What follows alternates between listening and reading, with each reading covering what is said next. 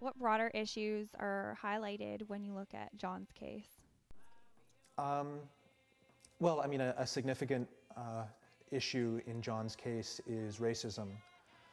There's a long history in Canada. Our history is very one-sided. Despite the fact that we had a Prime Minister who said we have no history of colonialism, it's simply not true. Any country that excludes its indigenous peoples from its systems of government is a colonial government. We still have a colonial approach in this country. Racism is about colonialism. It is about oppressing a group of people and ensuring that that group of people stays down. It's in every aspect of life. Discrimination is present. The policies, the procedures, and the practices of a given organization are such that they are biased against a particular group. In particular, the legal system, there's a long history of exclusion, of disproportionate targeting in various ways. A great number of Aboriginal people are overly represented in the justice system, and a lot of the individuals that are sitting in jails that are from the Aboriginal community, from my community, they were profiled, they were racially profiled. Can you tell me why there are more Aboriginal people in prison? Well, I think it's multiple problems. I think, first of all, you've got a legacy of residential schools where you've had significant family breakdown. A disproportionate representation of Aboriginals in jails. Well, you take a look at the statistics. You've got an erosion of language and culture, so people have lost their sense of place. Racial profiling. And a failure rate in education of Aboriginal students. You've got communities that have extremely high unemployment rates. Restricting where Indigenous people are physically with the reserve system. So you've got all of these social factors that contribute to the fact that people may end up in a justice system, unfairly or not. And then you get a justice system that doesn't support them once they get into it. To gain full exoneration, John must garner the support of Parliament. Recently, the entire NDP caucus signed his petition.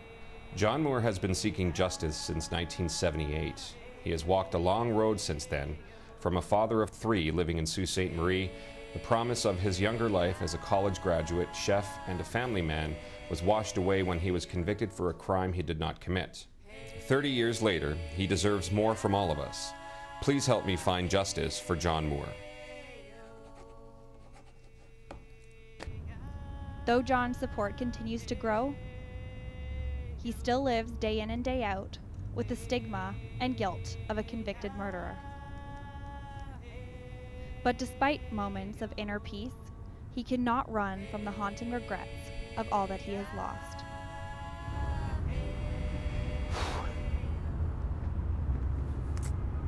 Pain is there. It's always going to be there because it hurts. I lost a lot. I lost a lot more than some people can even imagine. I lost my sons, my dad when he died, my grandmother, number of relatives, you know.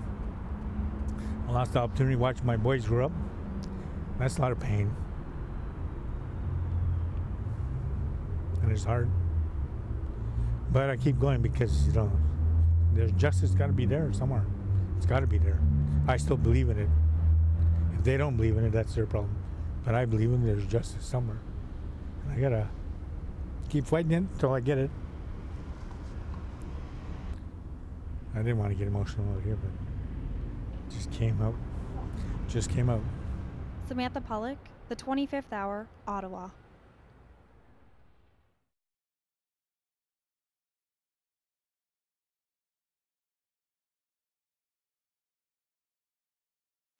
I still hold an awful lot of hate within myself and a lot of anger. As far as I'm concerned, he should rot in hell and hang by the neck until he's dead. That's how I feel about it. If my brother was still living, we'd be out in the outdoors someplace, laughing it up and enjoying ourselves.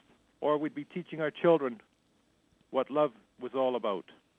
I'm sorry my 2 children never had a chance to meet their uncle, because they would have loved him also.